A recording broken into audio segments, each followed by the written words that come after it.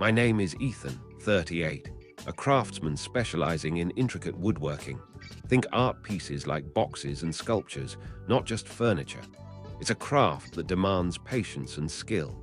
I've been at it for 9 years since leaving a soul-draining office job. It's not a gold mine, but it keeps the lights on. I'm proud of my work. I've been with Lauren, 35, for 3 years. She's a high-flying marketing exec, earning more than me most months. She never misses a chance to remind me she's the real earner while I tinker with wood. Her jabs sting, but when things are good, they're great. Lately, though, the bad outweighs the good. Our 3rd anniversary was last week. For months, I poured my heart into a gift for her, a handcrafted keepsake box made of cherry and oak, with delicate inlays, seamless joints, and hidden compartments. It was a labor of love, taking over 200 hours. I envisioned her cherishing it for her jewelry collection, which she's obsessed with, designer pieces, all high-end. I set up a romantic dinner at home, candles flickering, her favorite pasta on the table. When I gave her the box, she unwrapped it and stared. No warmth, no joy.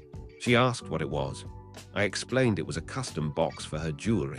She frowned, saying she expected the $3,500 necklace she'd hinted at from a luxury boutique. I admitted I couldn't afford it.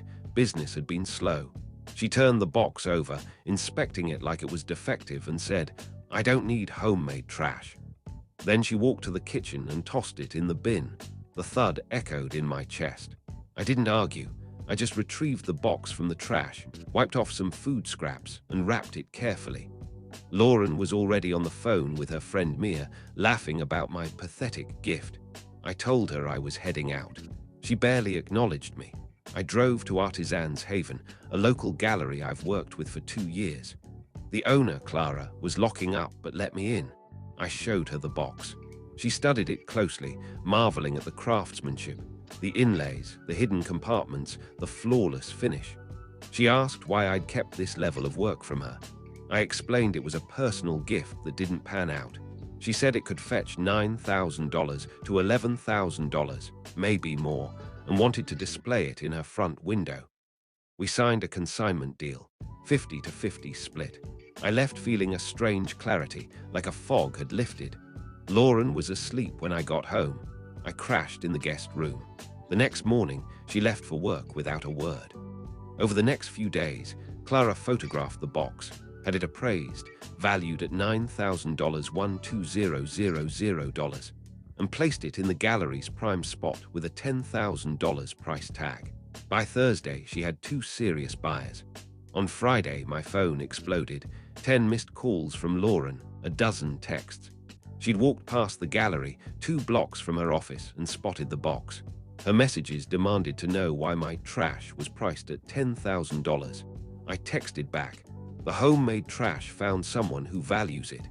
Then I silenced her notifications. That evening, Lauren was waiting in the driveway, furious. She demanded to know if the box was really mine and if it was worth that much. I confirmed it was appraised and had buyers. Her anger shifted to calculation. She apologized, claiming she'd been stressed and hadn't meant to hurt me. The box was actually beautiful, she said. She suggested we use the sale money for a trip or that necklace. I told her the money was mine, for my truck loan, new tools, and savings. She called me selfish, saying I was punishing her for one mistake. I explained it wasn't about the money. I'd made the box for her out of love, and she'd thrown it away because it wasn't branded. That showed me who she was. She cried, insisting she loved me and we could fix this. I asked if she loved me before or after the $10,000 price tag. She stormed off, tires screeching. The next few days were quiet. She stayed at Mia's, texting about needing space. Fine by me. On Monday, Clara called. The box sold for $9,500 to a respected collector, James. After the split, I got $4,750. I paid off my truck's $2,500 balance and saved the rest for a new lathe. Lauren showed up unannounced that afternoon, letting herself in. She suggested a break to reassess our compatibility. I agreed calmly, which threw her off. She asked if I'd fight for us. I reminded her she'd mocked my work and discarded 3 months of effort. That wasn't a relationship worth fighting for. She accused me of holding a grudge. I said it wasn't about grudges.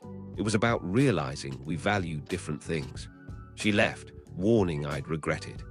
A week later, James contacted Clara about an $11,000 custom commission. I met him and we finalized a 6-month project. His enthusiasm for my craft was refreshing. Clara promoted my work, landing me consignment deals with galleries in Seattle and Austin. My career was taking off. Mia called a month later, saying Lauren wanted to apologize but was too embarrassed. I asked if Lauren would care if the box had sold for $50. Mia admitted Lauren was fixated on the money and my growing success. I thanked her and hung up. Weeks later, Lauren appeared at my workshop, uninvited mid-commission. She wanted to talk, praising my talent now that it had a price tag. I asked if she valued my work before or after the dollar signs. She faltered, focusing on my new commissions and gallery deals. I told her we were done. She cried, begging for another chance, but I held firm. She left when I threatened to drop her belongings at Mia's. 2 months later, I finished James's commission. He loved it and ordered 2 more pieces at $7,500 each. A regional arts magazine featured me, showcasing my work and journey. My website crashed from traffic. New galleries and clients flooded in. Lauren texted, "Wow," with a link to the article. I didn't reply. At a business dinner 3 months post-breakup, I saw Lauren with a new guy. She approached me in the hallway, saying she missed me and wanted to talk. I told her I'd learned to spot red flags. Her disrespect for my work was one. I wished her well and walked away. 5 months later, I opened my own studio gallery with Clara's guidance. Opening night was a success. 3 pieces sold, 6 commissions booked. Lauren lingered outside, watching through the window, but never entered. That was the last I saw of her. Now my business thrives. James's network keeps me booked for a year. I've raised my rates and focus on challenging projects. I'm dating Sarah, a teacher who values my craft for its beauty, not its price. She treasures a small wooden keychain I made her, calling it the most meaningful gift she's ever gotten. For the first time, I feel seen.